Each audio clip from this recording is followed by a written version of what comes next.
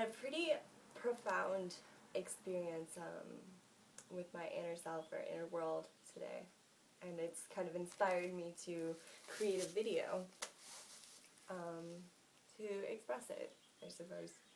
So here we go. I found there was a really interesting shift that occurred through, like, as I was experiencing reality, and as I was going about doing specific things, and I became like hyper aware of my self thinking, and hyper aware of like my self judgment, and of the anxieties and the fear and like all of this like insecure, like, oh no, like what's gonna happen, or what's, like, is this gonna work out, like am I gonna manage the task that I had at hand. And as that cycle started like spinning around, I went like, wait, and I stopped it. And as soon as I stopped that cycle, as it was spinning, the situation completely transformed. And I felt like that trust return, and kind of that safety, and more of a fluidity that would like re-entered the experience. And by the end of it, it was just ecstatic, because it's like, you take that leap, you take that step out of the mind, and there's been such this great battle that I've been going through with this mental like energy, and it's like a very intense and strong mental energy that gets so loud and so persistent, and it kind of like takes me on this like loop around, and there's fear and insecurity and just questioning, and not trusting, not feeling secure, not feeling like present at all. And I know in a lot of ways it's like an inner process that's happening, but it's like big time happening lately. And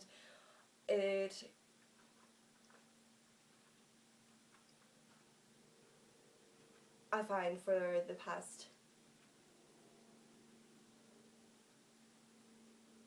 few weeks was like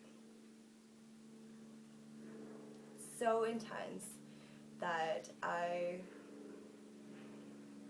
in a way, had no choice but to face it finally, but to finally go there and listen and acknowledge, instead of get wrapped up in this mental cycle, this self-judgment, this judgment of reality, this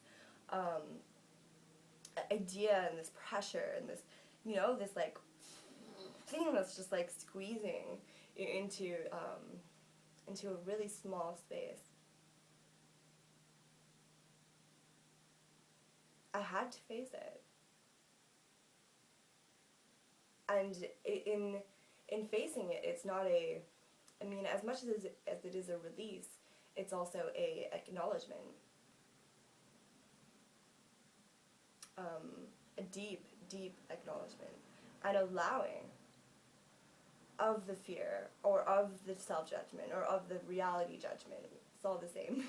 Inner, outer, they're so entwined. It's, if you ever notice, you find yourself feeling really inwardly insecure, and there's like the self-judgment that's going on, and then you automatically are judging the reality outside of you, even if you don't mean to. Even if you're like, whoa, wait a second. You're trying to like consistently and constantly like play this game with yourself and pull yourself out of this judgment zone. It's kind of it gets kind of really insane, the dynamic, but feeling that fear and recognizing that for some reason your psyche needs to, or has created, in a sense, a mode of, it's like a protection. Because we don't understand, or because we've learned to accept the reality as defined around us, and accept the standard of being, standard of in all ways, in what you do and how you look, and what your personality, how you present yourself, and what your interests are. That we have this idea, and it's like this illusory like sense of status or sense of place or sense of whatever, and it's like our society kind of makes it, and it's created so that it's like always this sort of not attainable thing. Keep bettering yourself, look better, feel better, be happy, be active, be social, make money, own a nice, like, have a car, have a nice house, and just like, it's all this like, you think like this, dive into the future, or dive, like, it's not present, it's like going, teaching us that we need to like attain and like gather in all these different things in order to find that completeness, or find that wholeness, and find that security, and find that acceptance and belonging.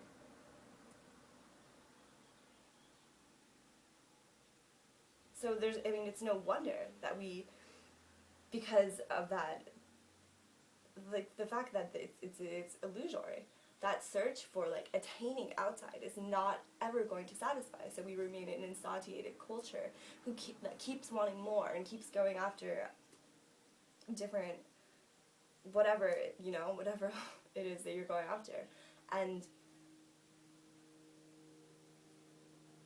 it's no wonder we're always unsatisfied. We're always afraid. Like, we create, then there's the fear. A fear. So you retreat more. Kind of protect yourself from this idea or concept or person or whatever identity that you're supposed to create and supposed to model yourself into. Or the insecurity or the doubt. And that's the feeling small. Like, it's better to kind of like curl up and be in this little like shell than face the fact that our reality isn't working.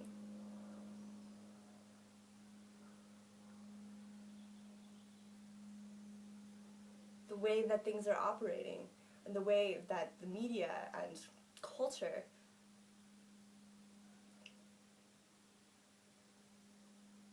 defines us as people is so separating, and so superficial, so limited. But we believe it, so we feel we'll find wholeness, we'll find peace, we'll find satisfaction. But we don't. But then there, in that small, it's like, so if you look at the polarity, okay, so if we realize this, there are people that are very content and comfortable, and they keep going and going and going, and then maybe they'll crash and burn out. I mean, inevitably, like, there's always some falling point where we realize we're searching and searching and searching for something, but we're not getting it, we're not reaching it. So we keep going and going and going, and then there's the fear.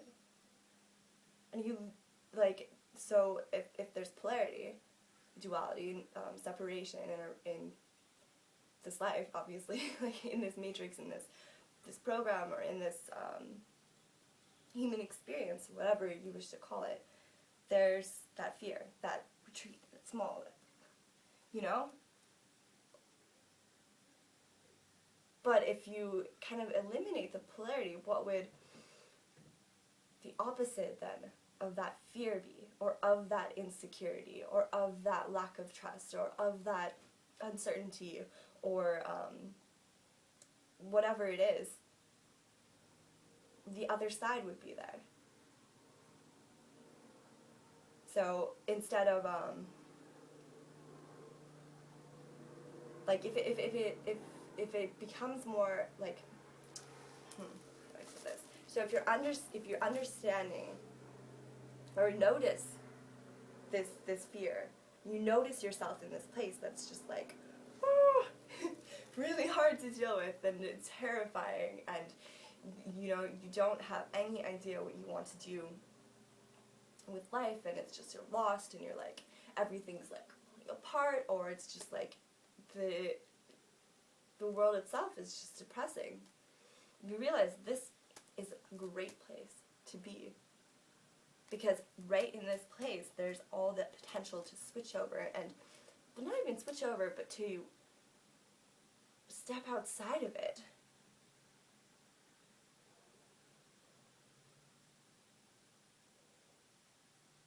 And kind of bring it all together, and realize that this societal illusion, and then also the opposing, the opposite, where it's just like, society is all messed up and everything is just terrible, like it's terrible, and we all have our issues, we all have different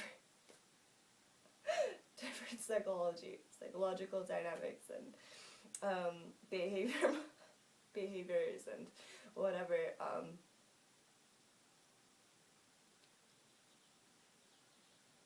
It's like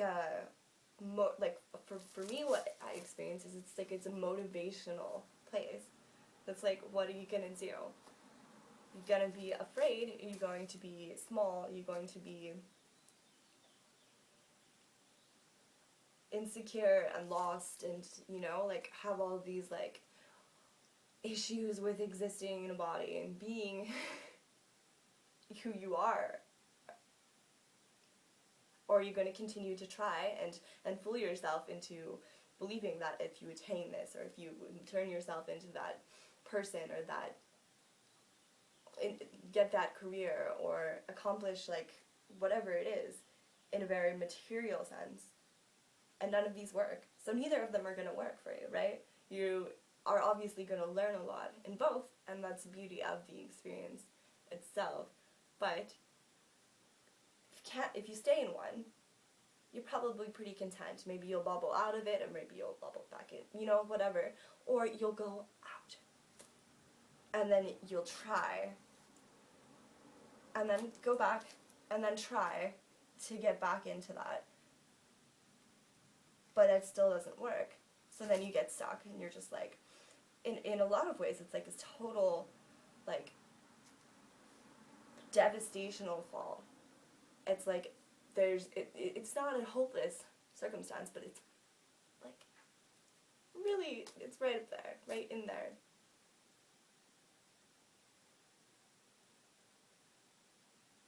And that, I think it teaches you that pain and that suffering and that like questioning of self brings you into self, if you let it. Because you kind of, you step away, you step out, and there's a point where it's like you can't function anymore if there's this constant anxiety, this constant fear, this constant, just rejection of existing. So that brings in even more creativity and inspiration. Like you'll have to eventually find ways to pull yourself out of it. Hence, I think we're in a big way imagination, and also stepping into our sovereignty, into our wholeness, and seeing that we can create our reality. We don't have to bobble around in a reality that's created and that we're told works like this, so we have to follow how it works. We can see there's a fresh way to operate. Has in a way that resonates and feels right to us individually. And in that acknowledgement, we see that sovereignty and integrate it all together, and like you can it's like you kind of begin to see the entirety of the picture. And instead of like finding yourself pulled into or sucked into either aspect, you're that observer of it, but also this, the power is kind of like, it's taken back, and it's within, and then it can like emanate out and recreate.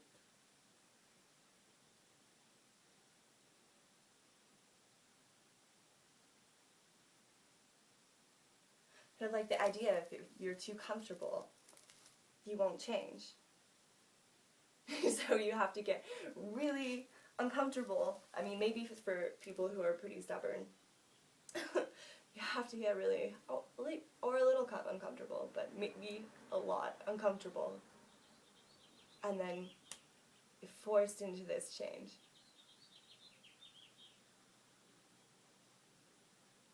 And fear comes up so strongly. Fear and ego, fear and mind. And they're like, I mean, it does begin to be like this dance of self. It's a dance of spirit and ego, of Maya, and of a wholeness, of truth, of just consciousness itself, consciousness in the Maya, the energy in the matter.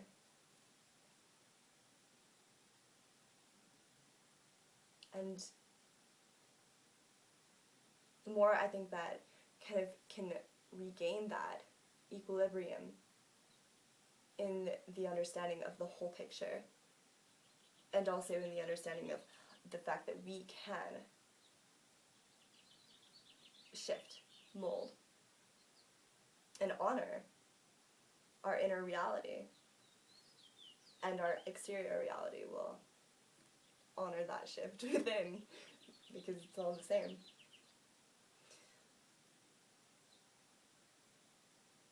Then the easier it is to experience these anxieties, or to experience these fears, or these uncertainties, or this directionless kind of wandering feeling, because you're less attached to it. You're less constricted. And then you're just there.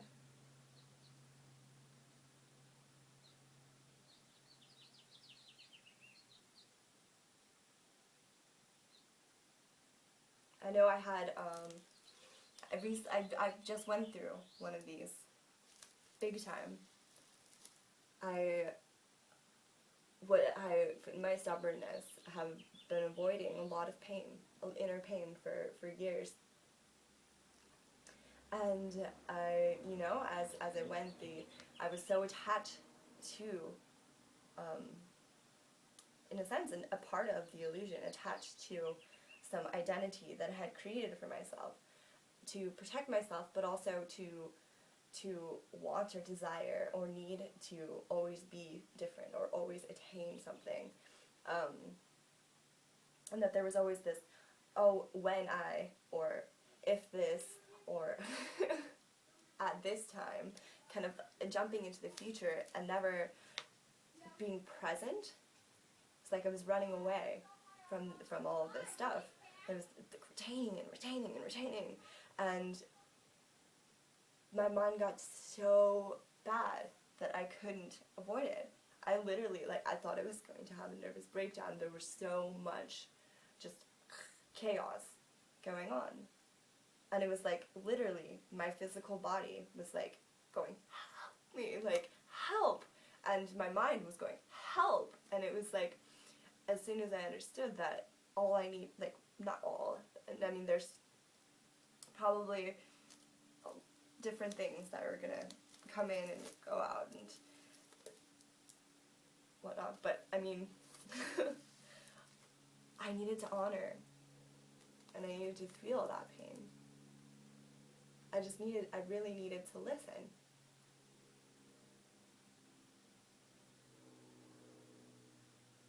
And so I cried, and I screamed, and I let myself go there, I let myself feel these things that were stored up in my body, in my different, like, energy centers, or just in this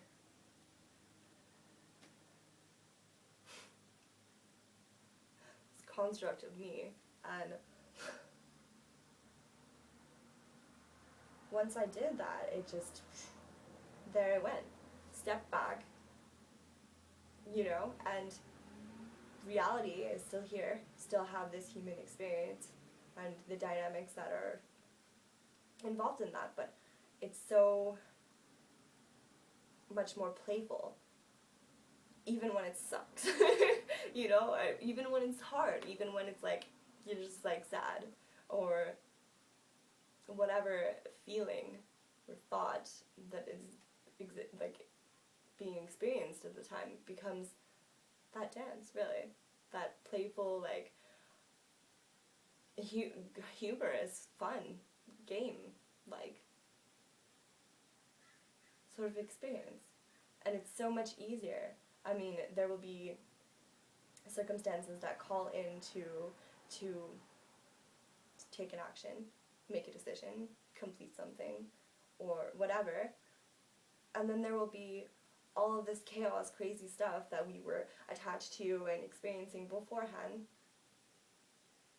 that it won't be